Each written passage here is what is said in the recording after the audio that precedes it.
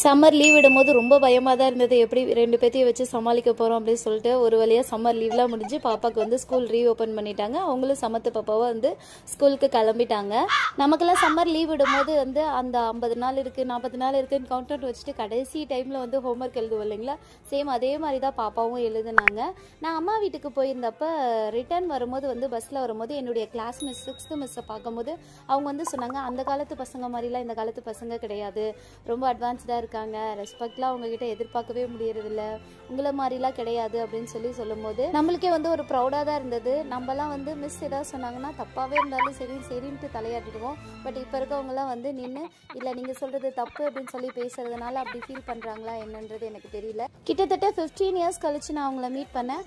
நாட்கள் எவ்வளோ ஸ்பீடாக போகுது இல்லையா? அப்போல்லாம் ரொம்ப ஸ்லோவாக போணுச்சு அப்படின்னு சொல்லி சொன்னாங்க. எனக்கு அந்த ஃபீலிங் இருந்திருக்கு. உங்களுக்கு எப்பயாவது அந்த ஃபீல் வந்திருக்கான்றதை மறக்காமல் கமெண்ட் பண்ணுங்க.